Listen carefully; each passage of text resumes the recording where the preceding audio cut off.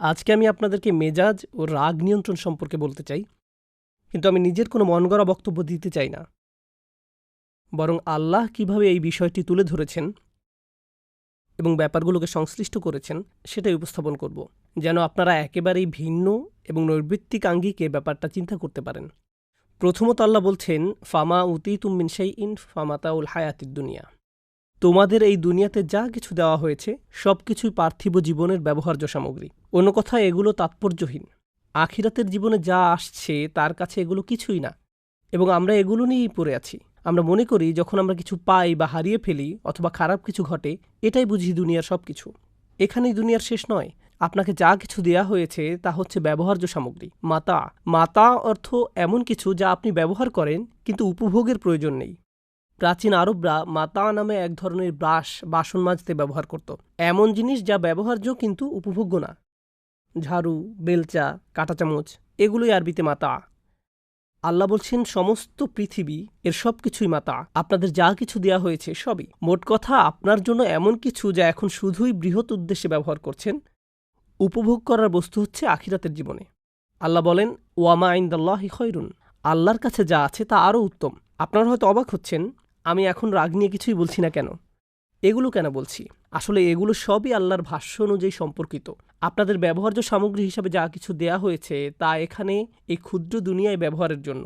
এই ক্ষুদ্র আবদ্ধ জীবনে এই সামগ্রীগুলো এখনই ব্যবহারের জন্য। আর আল্লাহ তার নিজের কাছে যেগুলো রেখে দিয়েছেন সেগুলি উত্তম। প্রথমত সেগুলো উত্তম, এবং দ্বিতীয়ত সেগুলো চিরস্থায়ী।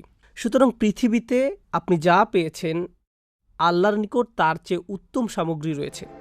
আপনার যদি একটি বাড়ি থাকে, আল্লাহর কাছে উত্তম বাড়ি আছে। আপনার এখানে পোশাক আছে, আল্লাহর কাছে এর চেয়ে উৎকৃষ্ট পোশাক আছে। আপনার বাহন আছে, আল্লাহর কাছে আপনার জন্য আরও চমৎকার বাহন আছে। আপনার যদি যৌবন, স্বাস্থ্য, শক্তি বা সামর্থ্য থাকে, আল্লাহ আপনাকে এগুলোর চেয়েও উত্তম কিছু দিবেন। আপনার যে সঙ্গী আছে, আল্লাহ আপনাকে আরও উত্তম সঙ্গী দিবেন। আল্লাহর কাছে আপনার জন্য যা কিছু রয়েছে সবগুলোই আরও উৎকৃষ্ট। সুতরাং দুনিয়ার এই জিনিসগুলোতে জড়িয়ে যাবেন না, এবং মনে রাখবেন জিনিসগুলো যতই বড় হোক না কেন, আল্লাহর কাছে আপনার জন্য যা আছে তা এর চেয়ে উত্তম। তিনি বলছেন আবকা, তুলনামূলকভাবে আরও দীর্ঘস্থায়ী।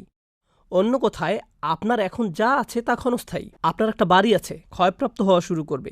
আপনার স্বাস্থ্য ভালো, তা নষ্ট হয়ে যাবে। আপনি শক্তিশালী, একসময় দুর্বল হয়ে যাবেন। আপনার সুন্দর গাড়ি আছে, একসময় সমস্যা দেখা দেবে। আপনার বন্ধু আছে, হারিয়ে যাবে, অন্য শহরে চলে যাবে, কিংবা জীবিকার তাগিদে অন্যত্র চলে যাবে। এই জীবনে আপনার যাই হোক না কেন, কোনোটাই চিরস্থায়ী নয়। এই কারণে আল্লাহ বলেন, তুমি কি এমন কিছুর জন্য চেষ্টা করবে না যা উত্তম এবং চিরস্থায়ী?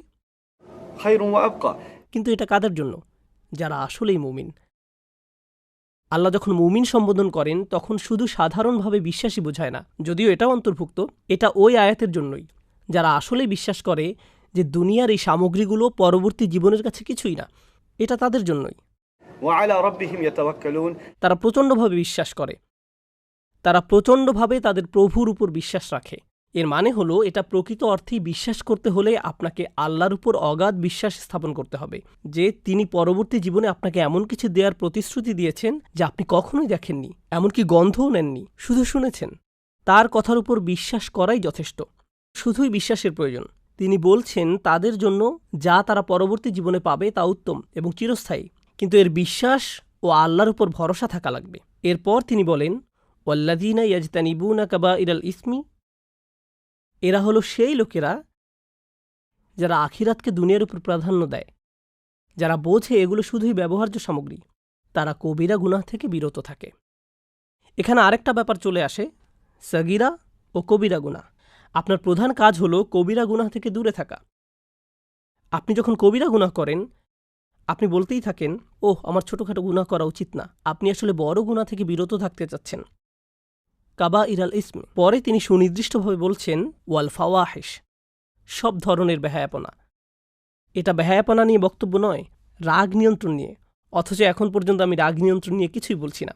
আল্লাহ বলছেন কবিরা গুনাহসমূহ থেকে দূরে থাকা, এবং দূরে থাকো সব ধরনের কঠোরতা, অভদ্রতা আর নির্লজ্জতা হতে। এরপর তিনি বলেন, ওয়া ইদা মা গাদিবুহুম ইয়াগফিরুন। যখন তারা রেগে যায়, আমি এখনও বাক্যটা শেষ করিনি, কিন্তু এখন তিনি রাগ শব্দটি এনেছেন। দেখলেন কোথায় রাগ শব্দটি আনলেন? প্রথমে তিনি বললেন এই দুনিয়ায় আখিরাতের তুলনায় কিছুই না, কারণ এই দুনিয়া যদি সব হয়, ভুল কিছু হলেই আপনি রেগে যাবেন।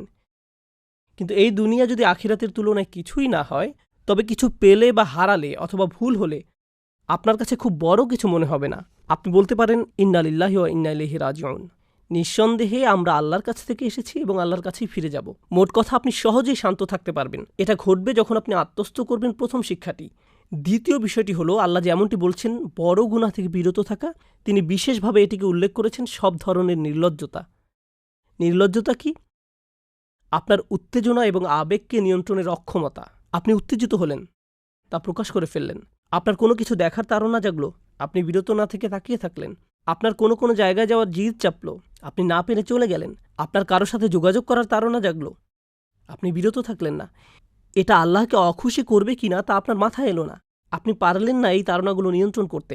আপনি যদি এই তাড়না ও আবেগগুলোর উপর নিয়ন্ত্রণ হারিয়ে ফেলেন, তাহলে যখন আপনি ক্ষিপ্ত হবেন তখনও আপনি নিয়ন্ত্রণহীন হয়ে পড়বেন।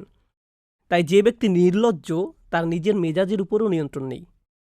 কিন্তু যে তার লজ্জা সামনে রাখতে পারে এবং আবেগ নিয়ন্ত্রণ করতে পারে, যা কিনা আরও বেশি শক্ত, কারণ আমাদের সবারই উত্তেজনা আছে, আমাদের সব সময় তা সামনে রাখতে হয়।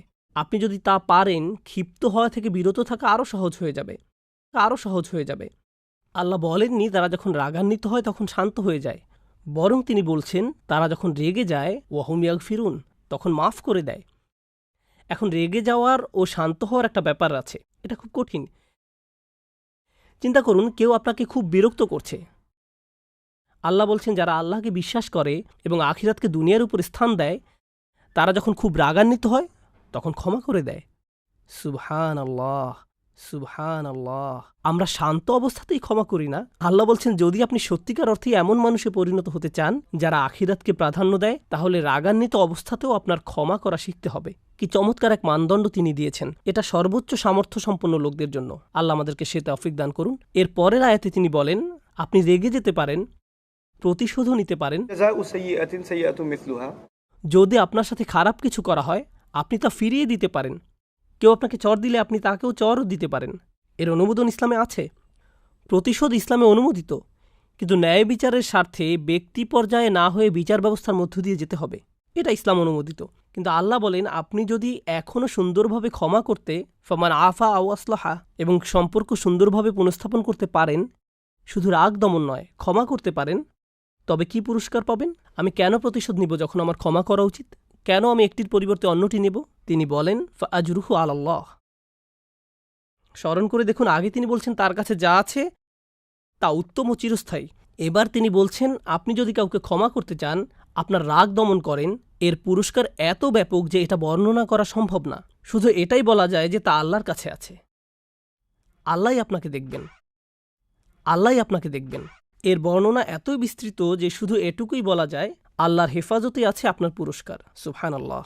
আল্লাহ আমাদের সবাইকে রাগ নিয়ন্ত্রণ সহজ করে দিন, শান্ত থাকার তৌফিক দান করুন এবং বিশেষভাবে ক্ষমা করার যোগ্যতা দিন, নির্দিষ্টভাবে যখন পরিবারের সদস্যদের ভিতরে এটা ঘটে, কারণ আমরা পরিবারের ব্যাপারে খুবই অসহিষ্ণু।